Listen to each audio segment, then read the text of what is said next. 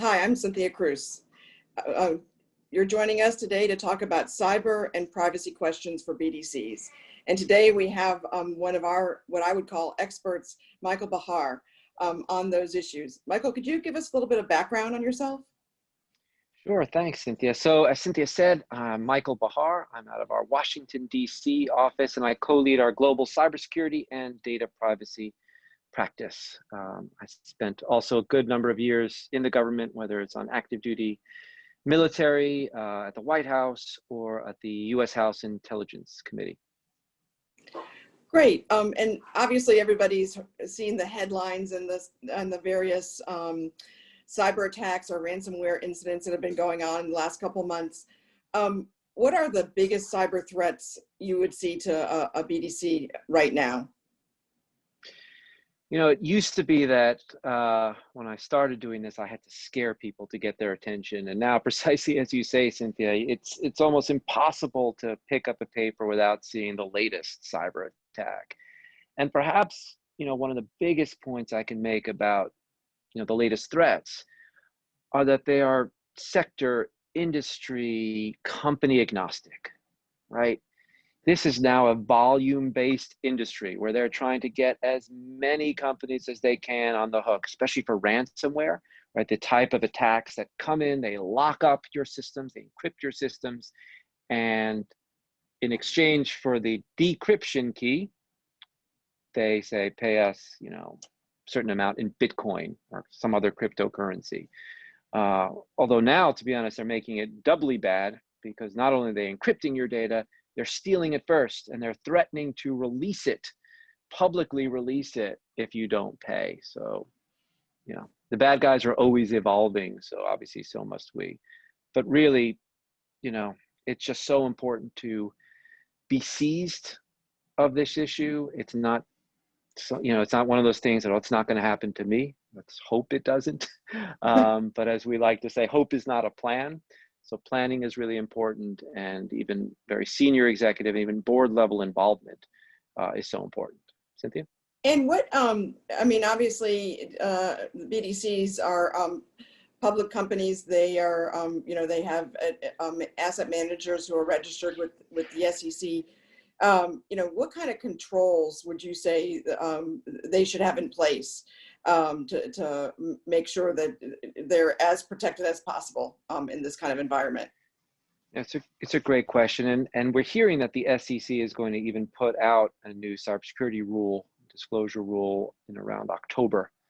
So it's something to watch for. But even in advance of that, probably, and this may sound simple, but probably the most important thing is to care about cybersecurity, to document that you care about cybersecurity, to put cybersecurity on the agenda for board meetings, right? One of the most important things in cybersecurity is not necessarily to outrun the bear, but only the slowest camper, right? To be reasonable and to create a favorable document or a record of reasonableness, which means doing things like showing it that it's on that board agenda, having good plans, policies, and procedures in place so that if it happens, right? And as the saying goes, it's usually a matter of when, not if. Not only are you prepared, but you show that you are reasonable so that you don't have a bad day become a tragic year by not only getting breached, but then having regulatory enforcement action and litigation and long-term reputational damage. So I think that's a really important point, is to care about it, to show you care about it, right? And look, if board is going to meet about it, it's going to flow down. A lot of people are going to prepare for that.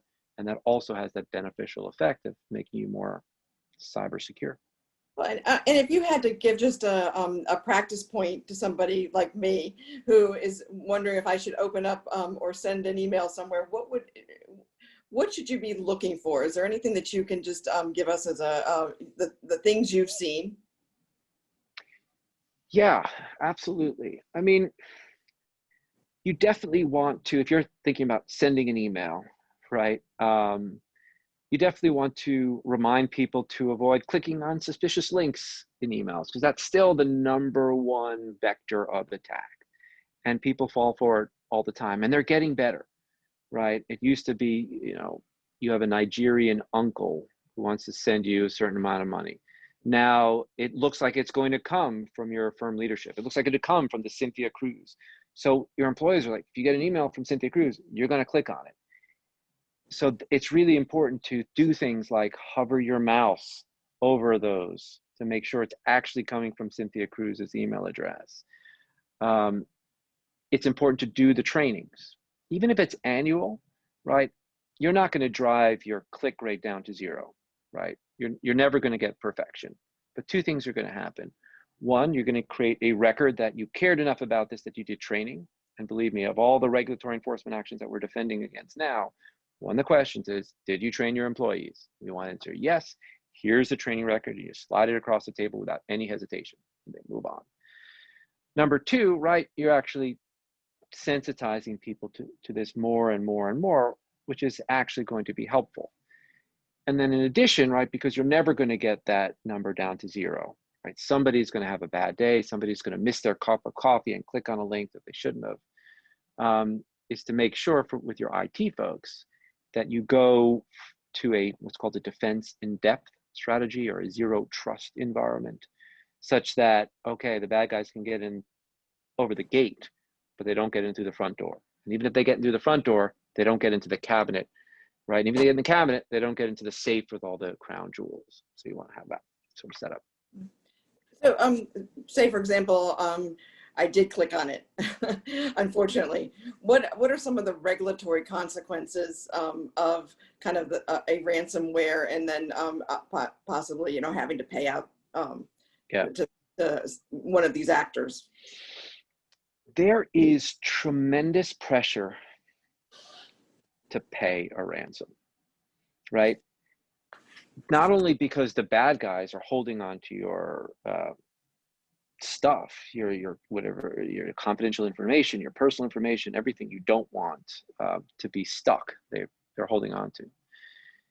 They're also going to give you like a ticking clock to add pressure to this. They're going to give you a customer service line. I kid you not. You can call and they're very friendly, right? Even though they're criminals, their instructions are to be very helpful to you.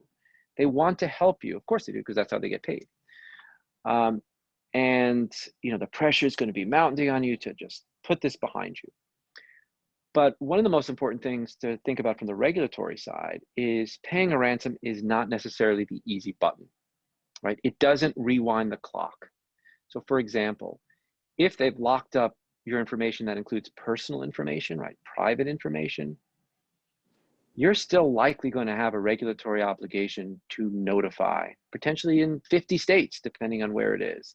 Just because you've paid the ransom and gotten back your information doesn't mean they haven't accessed it and potentially exfiltrated it, stolen it. So you're still going to have breach notification obligations.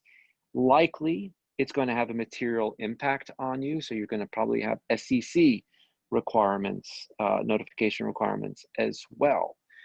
So if you are also considering paying a ransom, you got to think about who you might be paying a ransom to. Are these going to be the North Koreans? So you may have sanctions implications. Is it going to be ISIL or Al Qaeda, right? They're still around and they love to get into this business too. Then you may have material support to terrorism issues, right? You have to think about, okay, if I'm going to make a ransom payment, how am I going to account for that on my taxes? So it's really important to think these things through, and it's really important to think these through before you get a ransom attack. So go back to creating that favorable record of reasonableness. Have a ransomware specific plan, right? Make sure your legal department is very well integrated into that plan, because particularly for ransomware, the legal implications of paying a ransom or not paying a ransom are huge. And like I said, the pressures are going to be there to pay. Press that button, pay, and let's go back to the good old days. But that doesn't alleviate a lot of the regulatory expectations and requirements on you. And who would your first call be when something like this happened? To you. Actually, especially if it's over a weekend, not to me, if that's the implication. Yeah, Monday through Friday. To me. No, it's great, and it leads to another very important point, right? You should know who your first call should be. Everybody should know. And no matter who that is, remember, whoever that contact information is of how to contact that person can't be on your share drive. It can't be on your work computer because it's locked up.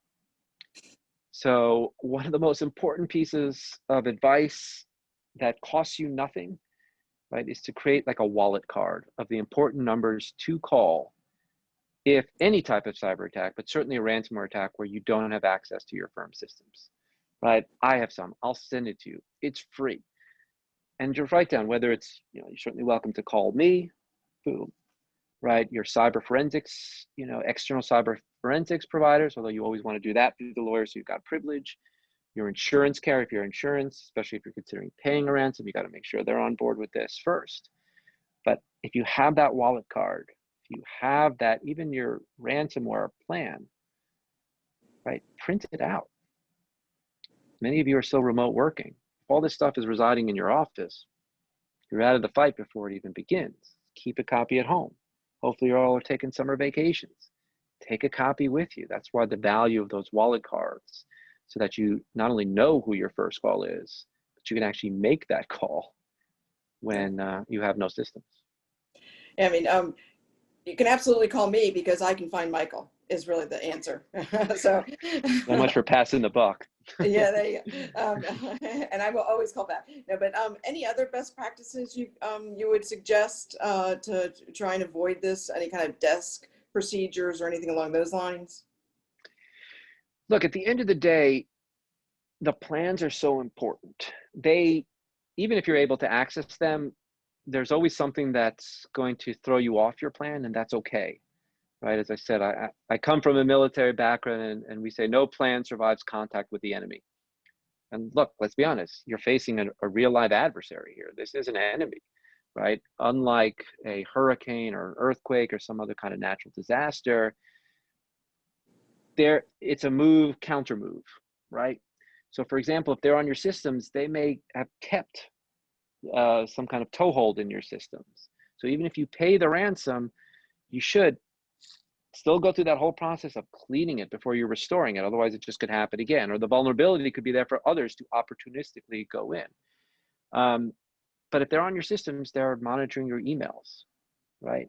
So a lot of times, you want to create separate channels, not only because those channels may not be available to you, whether it's Signal or WhatsApp or text, so that you can contact, you can communicate.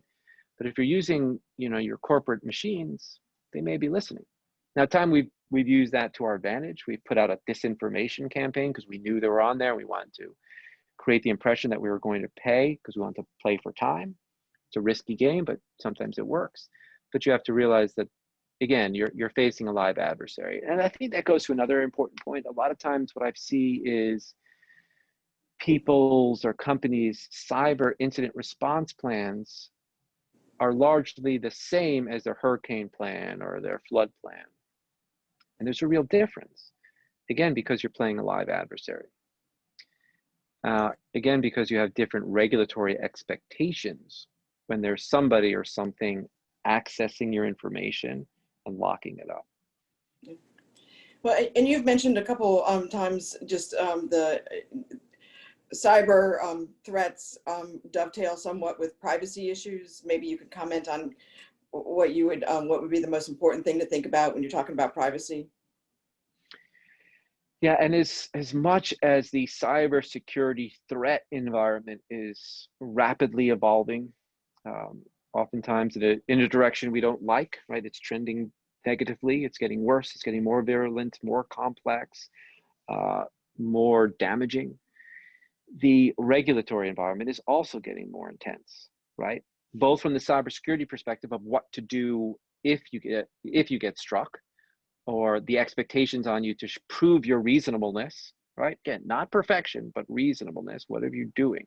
What's your patch policy like? Are you using multi-factor authentication, right? Which is either having something go to your cell phone or a card that you have to put in, right? Are you employing defense in depth? Are you employing encryption, right? So even if they get in, they're getting into gibberish, right? It's unintelligible to them. These are the kind of things are growing, emerging standard, right? If you fall below that, you're probably approaching slowest camper territory, right? You want to keep up and not be the slowest camper. So that's on the privacy side of cybersecurity. But of course, right, there's also all new enhanced privacy regulations that are coming out, right? California again, in 2023, 3 versions of this thing. We have the Colorado privacy law that just was passed. Virginia privacy law was just passed. We're seeing New York working on it over the summer. So the global, let alone the United States, privacy regulatory environment is best maybe described as a proliferation of enhanced privacy rules. In one sense, it can be overwhelming, right? And because they're not the same, right? They have some overlap, significant overlap, but there's enough differences. But on the other hand, if you focus on the similarities and you take a forward-looking prospective approach, you can largely future-proof yourself so that every time one of these comes out, you don't have to launch this whole new initiative to come into compliance with Colorado, Virginia. I had a call yesterday, and the GC, she was like, I know it's on my desk, but it's so much, and we're going to have so many new things. No, remember, we built this in. And we use language like, depending on your jurisdiction, you may be entitled to the following rights. So we don't have to be as specific. We can be a little more modular and plug and play, find that best fit line so that you don't have to do this a couple times a year. But again, it involves, to your point, Cynthia, senior leadership and boards getting involved to try to encourage the BDC or the company in general to be forward-looking about this, to realize that both cybersecurity and privacy, these are not flash-in-the-pan issues. It's a culture shift. Yeah, I like the future-proof terminology, but one of the things, I know that the firm has gone through an ISO certification, and we've really spent a lot of time doing that. The BDCs obviously are generally the asset manager, and they're making investments in portfolio companies. A lot of those portfolio companies are private. Some of them might be a little bit smaller than some of the other entities we work with. What would our responsibility as managers of the BDC be for that portfolio company? What should we be asking? Should we be, what should the steps be we should take? One of the things that really hit home for people, including here in DC, after that pipeline attack, was how connected we all are, right? For weeks after that, people couldn't get gas here in DC. For New York, Department of Financial Services put out its cybersecurity regulations. And one of the first things it did was require vendor due diligence, third-party due diligence, right? This acknowledgement that anybody that touches your networks or that receives your confidential information, you have a duty to ensure a degree of cybersecurity, usually via contract and then audits. So I think, take that as the sort of best way to frame it, is that anybody touching your networks or who has your data, you want to flow down some of those cybersecurity obligations to them. As well as just, again, we talked about a culture shift. Ask the questions, because the SEC and FINRA a couple of years ago really focused on all those entities at the periphery, said, how are they being secured? Because as soon as you start thinking like a bad guy, it makes complete sense, right? If the castle doors are locked and guarded, you don't go through there. But there's always a way to get into the back door of the castle, right? And a lot of that in the financial is on the periphery, going through and then working their way in. So that's how the bad guys are thinking. That's how we have to think. Great. Well, I really appreciate your comments, and anything you would leave our folks with this afternoon, or they may be listening in the morning. I've been trying not to say this afternoon, but anyway, anything else you would pass along that might be helpful? Other than we can get, again, a couple things, right? I said we can get you cards that if anybody would like them, we can certainly provide those. Yeah, but you know, it's a great example, right? This stuff doesn't have to be that expensive, right? You just have to, you know, like we talked about right at the top, care about it. Ask the questions. Hey, who do we call? Like exactly like you did, Tennille. Who do we call? Who's our first call during a ransomware event? If you don't know that answer and you can't produce it at the second it's asked, right? That's potentially a multi-million-dollar mistake, which costs you nothing to correct. Okay, who are we going to call? Write down, put it in your pocket, put it in your wallet. Boom. Okay, who has the plan? Do we have a plan? Okay, if we don't have a plan, let's write one. It doesn't take long. Let's write it. Boom, print it out, keep a copy at home, keep a copy at work. It costs you nothing. But now you're ready to go. And you're showing the regulators that should it happen, we thought about this. We prepared for it. Look, it may still happen. If a sophisticated state actor or sophisticated hacking group wants to get in, they'll find a way to get in. You just want to make it hard for them, right? So that they are also the bear. You don't want to be the slowest camper. They go on to somebody else. So starting that process of asking the questions, caring about it, it's going to, you know, really set you up, and not in an expensive way. There's so much that can be done just by asking the right questions and being prepared. Most of the companies that really get struck, sure they get struck, but what makes it newsworthy is that they weren't prepared, or I should say, they weren't very forthcoming when it came to their regulatory reporting requirements, right? They think that, hey, we paid it, we don't have to report. That's usually not the best approach. It may be, but it's worth thinking of that through. Well, it's been great talking to you, and I really like the who you're going to call Ghostbusters reference. Yes. And I do think if you're going to call anybody, I would call Michael Bahar, and have in the past. So anyway, thank you very much, and we'll talk to you soon. Thank you. It's my pleasure.